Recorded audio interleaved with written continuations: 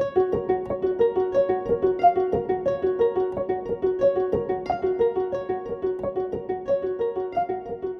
morning, ladies. It's a great pleasure and honor for us at Epic Lorraine Life Events to be doing this interview. And I'll tell you why, Jerry, we're just laughing about it with Judy. This is full circle for us. Reason being, back in 2011, we were part of an organization where Judy invited you very last minute, and you actually honored us, and you came, and I've kept reminding you over and over, like, this is the first experience I had with you, because I had never heard of you, up until then. And then I started reading about you, and I think you were transitioning to South Africa at that point. It was 2011, right, Judy? Yes. 2011, 2012. Yes. And so it's been such a great honor for me, to continue working with you this many years later. Judy, on the other hand, we went to high school together in Meru, some school that is not a national school. But here we are, very happy to be reconnecting again and to have done well for ourselves. So ladies, International Women's Day is upon us. This is a global day, as you know, celebrating cultural, historical, and political achievements done by women. And the reason I was so excited about interviewing both of you is you sit perfectly right into this discussion and the celebration of this year, which is breaking the bias. And I absolutely love the theme for this year. And so as Epic Lorraine Life Events, we've chosen to celebrate this day in a very unique way, where we speak to mentors and mentees. And why we've done this is because International Women's Day is the story of ordinary women who have made history. And Jerry Kabeberi, Judy Kaberia, you have made history in your own rights in different ways. So right into it, Judy. When we called Jerry Kabeberi and he said, we're doing a story on mentors and mentees. And she said, oh my God, I would love to do this with Judy Kaberia. Meaning this is how she holds you so dearly as one of her mentees. Please tell us, introduce this mentor of yours to the world. Who is Jerry Kabeberi? Actually, I can't finish introducing Jerry Kabeberi because she's one of the people I've looked up to from being a young journalist. I just used to admire the kind of work that she used to do, taking very brave steps, even on political issues that even were risky in life. And through my reporting, that's when I got to know we have very few women of her kind. And I really liked her so much. She can tell you I was always looking up for her, I was following her. She went to CMD, I was still looking for and following her and interviewing Jerry Kabeberi. And at some point, when people confuse my name with Kabeberi, they will call me Kabeberi instead of Kaberia. And you see, to identify a mentor, then you have to look at values that align to our values. And when I looked at her, I knew there was something so close to my heart, something that was completely aligned to what I liked to do. And one of it was speaking against violations of human rights. She was very firm when she spoke about recognition of human rights, talking about also the gender parities that we have in place and the way the society cannot continue thriving, comfortably when there's a big population, more than half of the population, that do not have the freedom to enjoy their human rights. So Jerry, I was her mentee, and she knew that she was my mentor for a very long time. And the day actually I knew she loved what I used to do is when we were struggling, starting with our own organization. We didn't know where to begin, where to start. And we had an event, and I called Jerry and I told her, Jerry, we have this event. It's violence against women married to the police women. And she said, I am coming. Where will it be? Just give me the details. And actually she came. So that's now when you have a real mentor. And this mentorship is where someone is willingly to do it for free, because we are not paying her anything. She didn't doubt me, whether the event was an important one or a bad one. She believed in me. And the fact that you spoke about the human rights part of it, she really came. And so I think mentorship is also about sisterhood, is selflessly holding someone's hands, not judging them, not looking at their age, not looking at the kind of person that they are, but looking at the worth in that person and bringing the best out of that person. So that's how far it goes, more than 10 years ago. Oh, wow. I know I'll have to keep doing this, because when you two have to talk about each other, I'll have to be like Yo, girls, stick to the script. Yes, yes. Yeah, so thank you very much for introducing your mentor to us. Jerry, through the week, I've been doing various interviews with different mentors and mentees. And one of the things, and Judy has brought it out really well, is none of these relationships literally began as mentor-mentee. It was, a young person looking up to somebody else and saying, man, I want to walk with that person. I want to shadow that person. So it never quite began, because I don't even think back then we understood the mentor-mentee relationship or even what it meant, So tell us, why Judy Kaberia? Thank you, Lorraine, for inviting us here. And thank you, Judy, for accepting to be here. I think I've talked to many people and I've been in the field of human rights for a long time, actually quite a long time. Most of my adult life, I've done human rights work.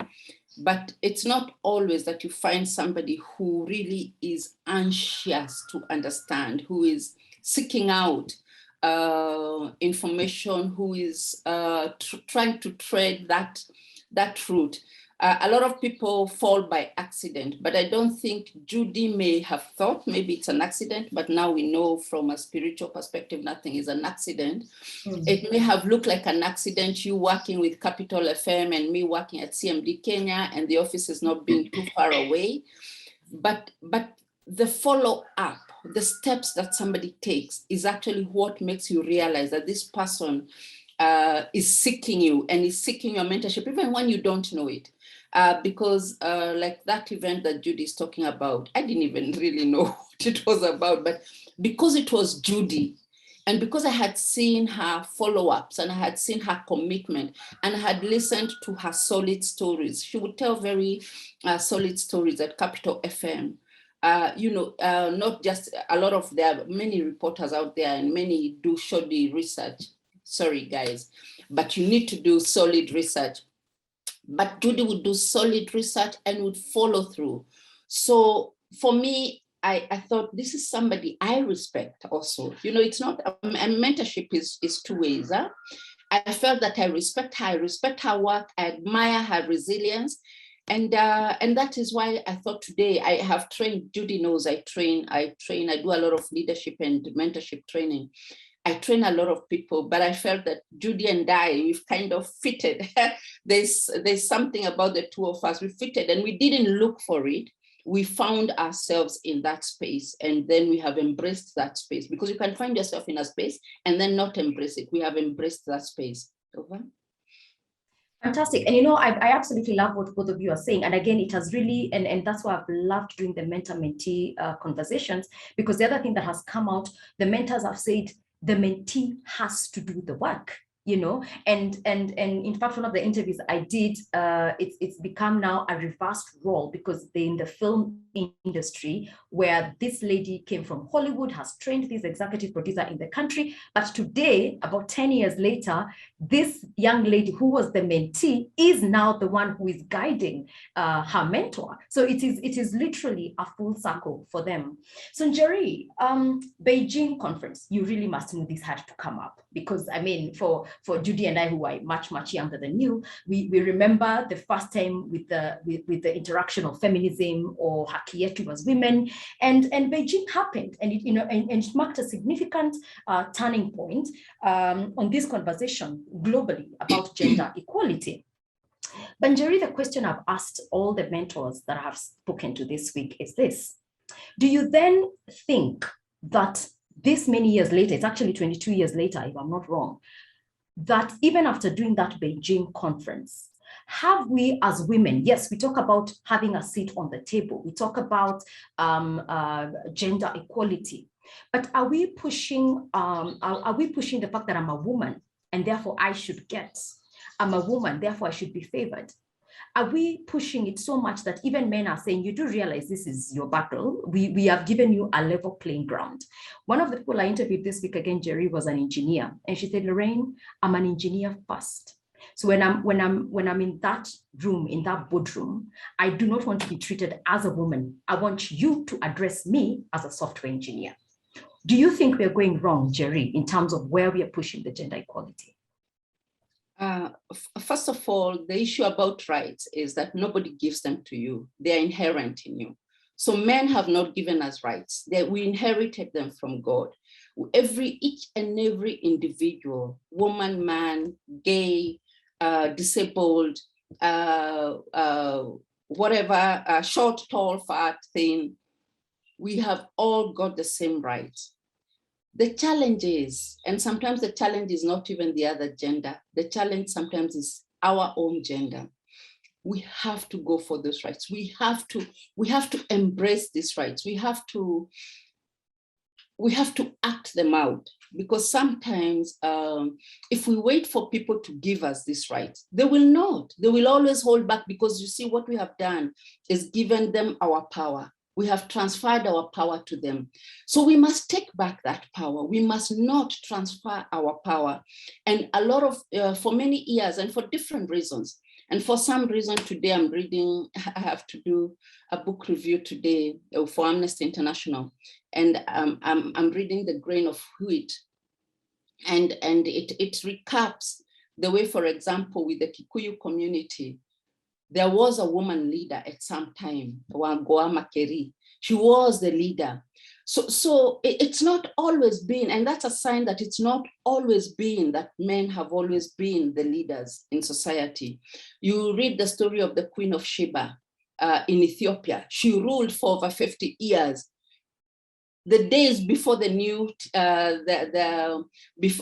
the days of the Old Testament, the days of King Solomon, she ruled Ethiopia for 50 years.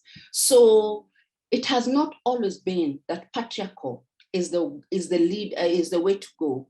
And therefore, we just need, as human rights, whether you're a man or a woman, just embrace your rights. Just find yourself, find your space.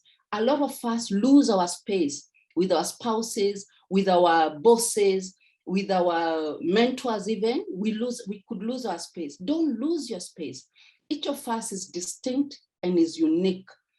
And it doesn't matter, even if there was no Beijing, even if there were no meetings before that, talking about women's rights, women must understand that their rights are inherent and they must go for them.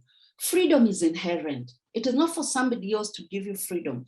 You need to just find it and go for it and stand firm and assert yourself in your space.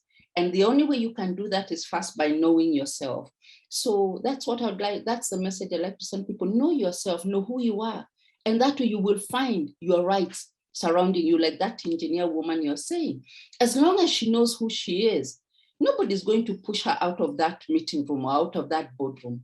But if she doesn't know who she is, if she goes there with a different mentality, she's going to be pushed out despite her skills. Over.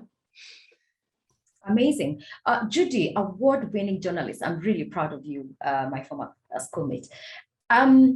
Fixing each other's crowns is something women have been accused of not doing. And the reason for me, the mentor-mentee relationship was very important is for us to prove that indeed we do fix each other's crowns. For you now, having stood on mighty shoulders, like Jerry Kabeberi's shoulders and others that have mentored you along the way, how are you then paying it forward to your fellow female journalists? You now are an executive director of Amwick.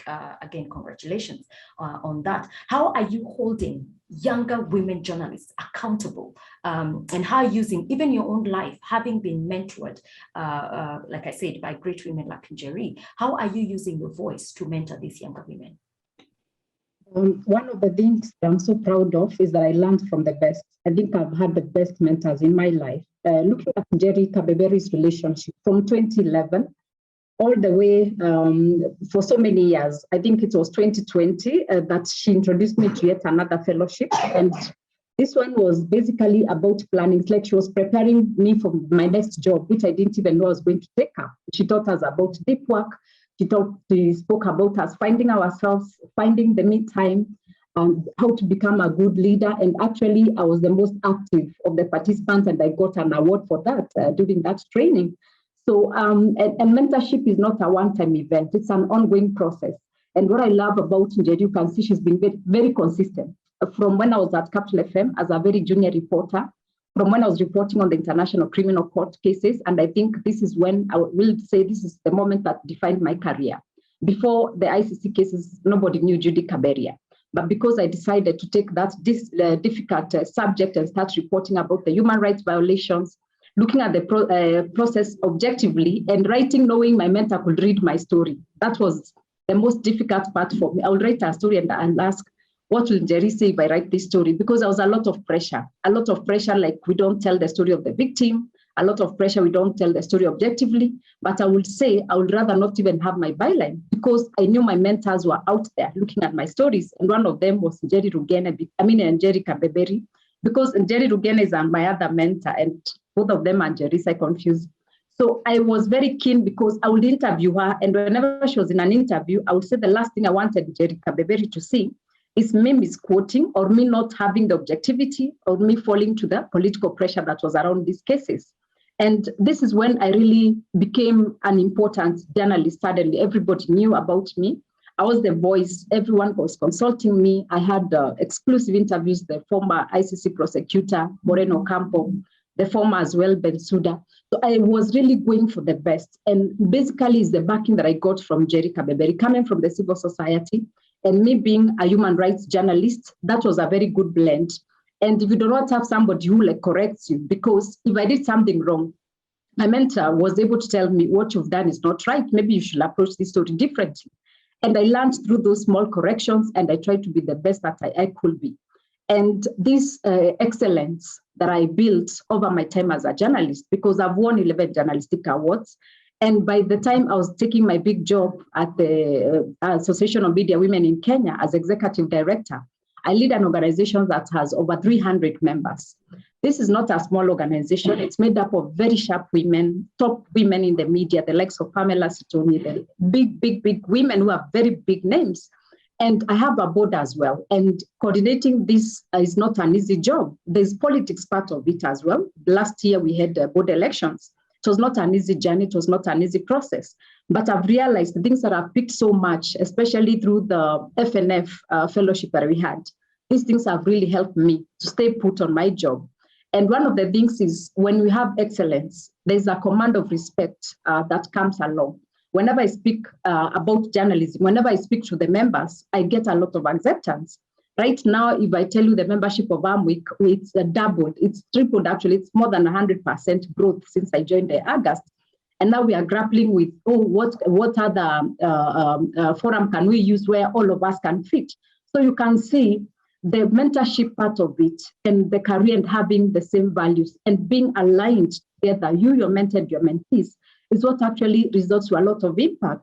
Because at Amwick, it's basically, for my main job is fundraising. If you don't have a good name to go to the donors to ask for funding, then Amwick is dead. Because as executive director, I have to raise the money, pay the salaries, get the members' projects, and there are 300 members, and you have to make them feel that sense of membership. So the responsibility is very high. But one of the things that I always remember through that mentorship, and which has helped me, is that time to rest, that time to take away. Sometimes it gets very hot. Sometimes you feel like you want to cry. Sometimes you want to resign. Like last year, I wanted to resign, just 3 months into the job. But I just remembered about SWOT that we did with my mentor here, Jerry Kabeberi. And through that, I was able to identify what opportunities I have at my workplace. So you can see this has really helped me. And I am so happy because that fellowship we had with Jerry prepared me squarely for this job that I'm in now. So I would say it's an ongoing process. And sometimes also in these jobs, you need to talk to somebody to tell them the kind of things that are happening, because what you want is to leave a legacy. And I said, I'm not at Amwick to fail. I'm at Amwick to continue making my CV because I've seen people like Derek, they have always remained relevant. And I keep on saying, I have somebody I admire so much, somebody I'm so proud of. And I asked, now if I resign, what is Jerry going to ask me? And she congratulated me already. So I said, I have no option but to go on. So you can see because of this mentorship that I've received, I've also passed it on to other female journalists. They look up to me in so many ways. I talk to them. And the good thing is I speak from a point of knowledge. I speak from experience. And that way it's become very beautiful. And because I think this is actually what has made the membership at Amwick really thrive. Because I try to talk to them, if it's journalism, I try to talk to them about investigative reporting.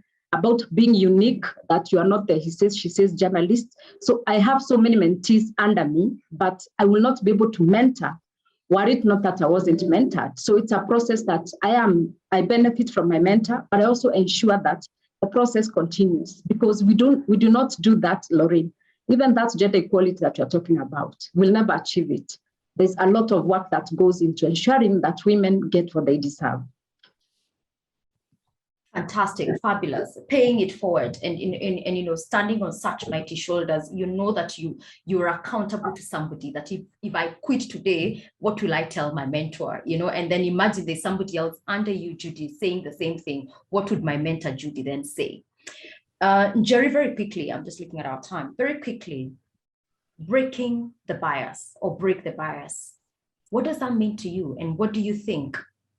How do we apply it going forward, even as we celebrate this year?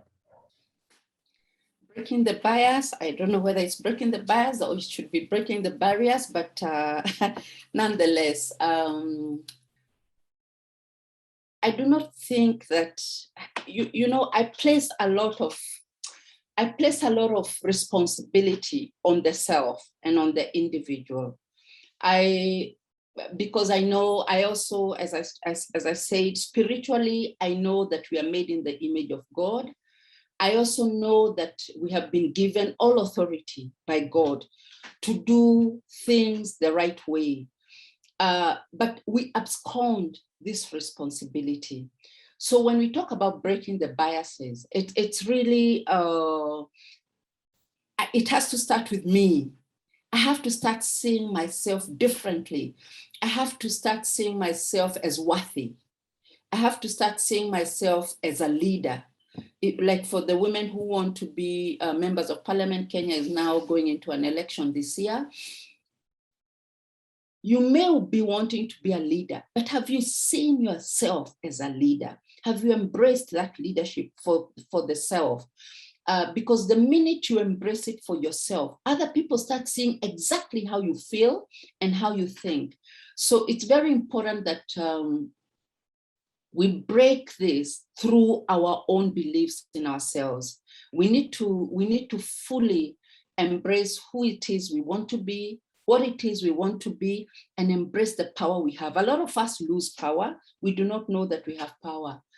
And as I've said, we have all been given the same power. And by the way, that power has been given to all of us equally. So those people you see powerful out there, whether they are presidents, whether they are ministers, whether they are religious leaders, it is because they have recognized that power. The other person you see below the sewer line, they have the same power, but they have not recognized that they have that power. And yes, sometimes there are circumstances, political circumstances, and social and economic circumstances that put us down. But we should still be able to push ourselves up, because in the image of God, we are supposed to be equal to him. So how can we remain down? And I think this is something that a lot of people separate. A lot of people separate themselves from God in a way that they will never enjoy his goodness and his power. We cannot separate. We have to keep coming closer. And the closer we come to God, the more powerful we actually become, the more powerful we feel, and the more powerful others see us. So to break those biases, we have to start from within. I have to break the biases from within myself. I have to understand who I am, and they say whose I am. But more importantly, that image thing is so important. If I undermine myself, I'm actually undermining God. If I allow others to undermine me, I'm actually allowing God to be undermined. If I keep remembering that, my shoulders will be square, my head will go higher, and I will walk in a straighter line than I was walking when I woke up. So I just want to encourage everybody that let us break these biases from within ourselves, and others will start to see us for who we truly are. Wow, you really summed it well. Break the bias from within. It starts with you first. Finally, Judy, what do you know for sure? What I know, what I know for sure is that we have a huge responsibility, especially for us who have already found ourselves, like me being in the media space. One of the things that I like ensuring that women see themselves is recognizing who they are, like Jerry Kabeberi said. And a lot of times when I go to interact with the women at the community level, the lowest level in the society, we have a lot of unsung heroes there, women who never discovered the power that is within themselves. That traditional birth attendant who is, looked at like they don't play a role in the society. But it's up to us in the media space also to give them a chance for them to be heard in the language that they understand, in the language that other women understand. These are the women that we need to show the power that they have so that we can fight cultural barriers like female genital mutilation. If we don't talk to them and show them the kind of power of influence they have in that community, whether they are preachers, whether they are housewives, but I think every woman has power. And it is for us, those who have this space, the elite space, for us to create that space for them to be heard, for them to be celebrated, for their voices to be heard, and the thoughts that they have to be included. Then that way, the society will thrive in a place where even the women at the lowest level, the woman who, the unpaid care worker who is working as a housewife and is not regarded in the community, that we start recognizing the work and their contribution to the society. That house help that we're talking about. Those are the women we need to start giving the space, acknowledging, so that we are growing at the same path. Because at the elite, yes, we'll be growing at this level, but have we done what we pulled in our capacity to ensure that their effort is also recognized and acknowledged, and that we give them support, and that their thoughts are also included in the decision-making processes. So for me, that's what I would say. Being in the media space, I think it is our responsibility for us to recognize those women, give them a voice, give them, a space to be heard on TV, on that local media, so that they can also inspire other women. Then that way, the society will move at the same level. Fantastic. I'm loving this conversation. I should have a webinar with just the two of you, by the way. 30 minutes is really not enough time to just talk to two of you. Jerry Kabeberi, who has also now become a mentor in the last 1 year or so. What do you know for sure, ma'am? What I know for sure is that I was born free, and that freedom, I must not take it for granted, because there are always people looming out there to take it away. What I know for sure is that I was born with a purpose, and it's my life's purpose to find that purpose, to keep finding it. Because you find that as you grow into different areas in life, your purpose seems to change, but it's actually not changing. It is growing into something bigger and something greater. So I know for sure that I was born with a purpose, and I must continue seeking that purpose to the very last day, and applying it the best way I can. And I think what I also know for sure is that I am made in the image of God. And if I am made in the image of God, then what can't I do? What can't I do? There is nothing I cannot do. And that I have to keep reminding myself. It's not automatic. I have to keep reminding myself that I am made in the image of God. And if so, what can I not do? There's nothing I cannot do because of that power that He has given to me. Thank you.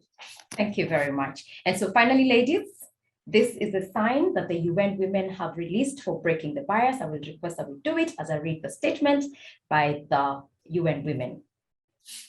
Break the bias means a world free of bias, stereotypes, and discrimination.